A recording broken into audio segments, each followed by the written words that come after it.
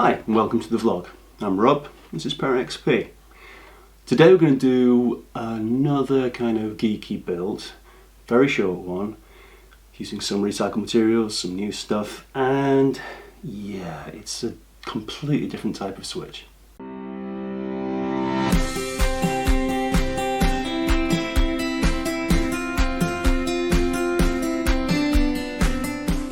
Okay, so what's my big deal about switches? Well, it's not necessarily about switches so much. The problem is when you have disability aids companies charging enormous amounts of money for something that actually isn't too complicated to build yourself. Take, for example, a grip or a squeeze switch.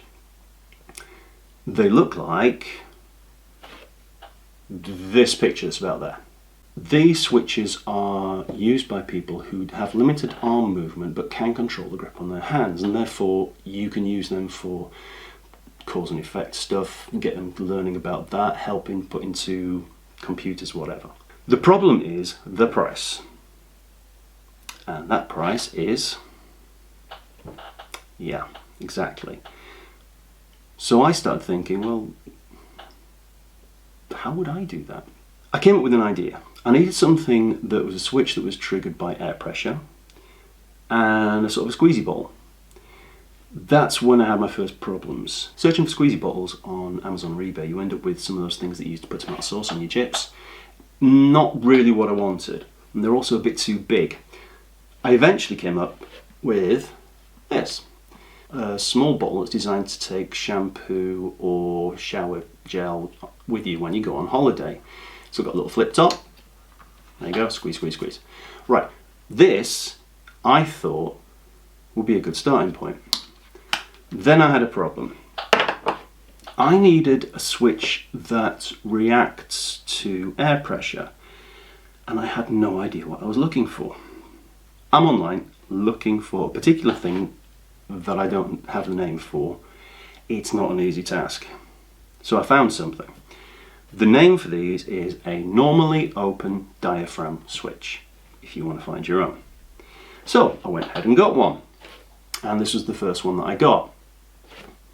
Seems fairly heavy duty. It's got this nice little rubber cover over the connections. There is one slight problem. This is adjustable to different air pressures, but the lightest air pressure that this can have is 14.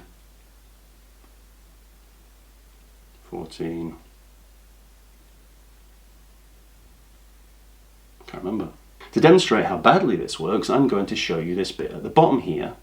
You can unscrew it really far, and that should give you the lightest activation pressure. Here, yeah, it's the bubblefish, he's back.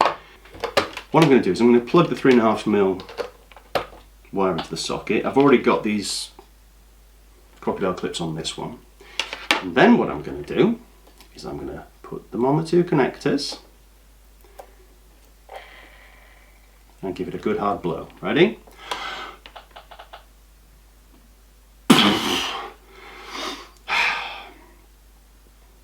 That's when I realised that I had done something stupid. These things cost about £5 each, and the pressure they react to is roughly half the pressure you need to fill your car tyres. These ones, doesn't matter how hard you blow them, nothing exciting will happen. Then I came across these. You get a bit of a close-up of it later.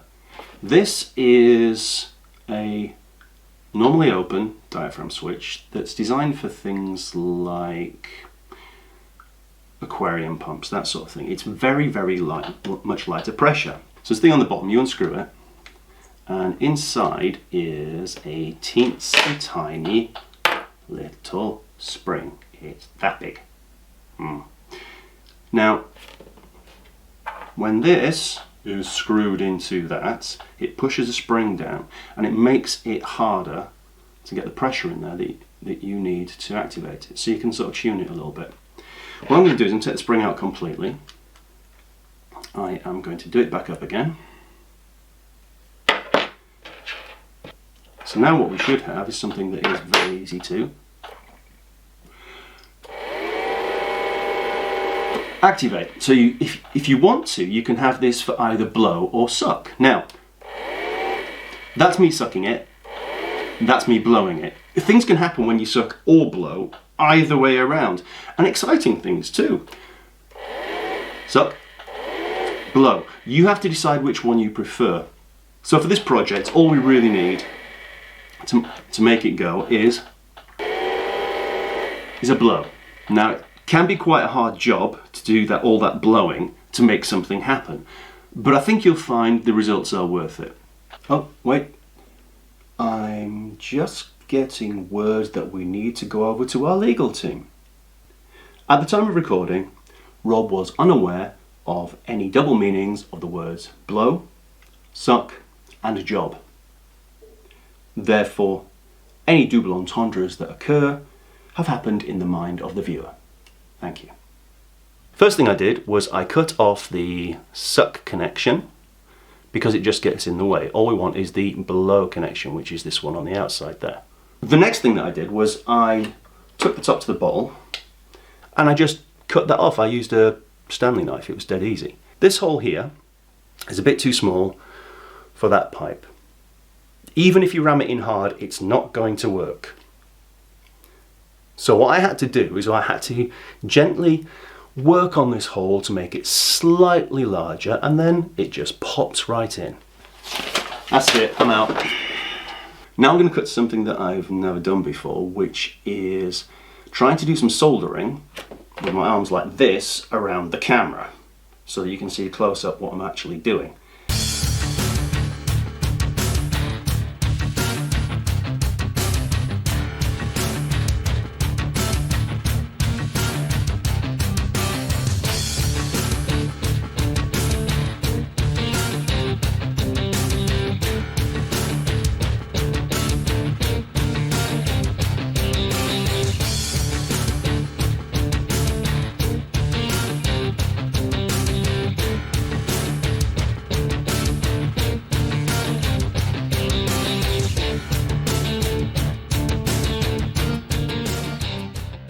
There it is, we have a switch. We have our bottle at the top there. We have the normally open diaphragm switch there.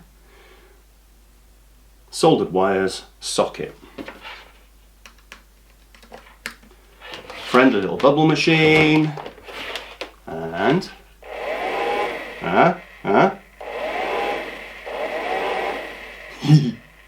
quite like that. It's satisfying in a very strange way. When you squeeze it, it feels yielding but firm.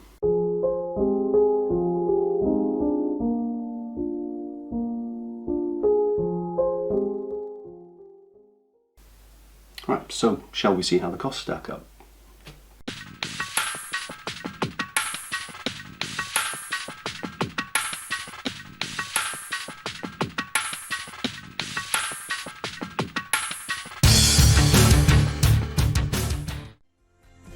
Thank you very much for watching today's vlog. We'd really like it if you subscribe to our channel so you can catch up with everything that we're doing.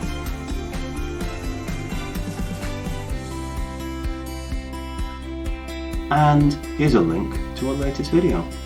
Thank you and goodbye.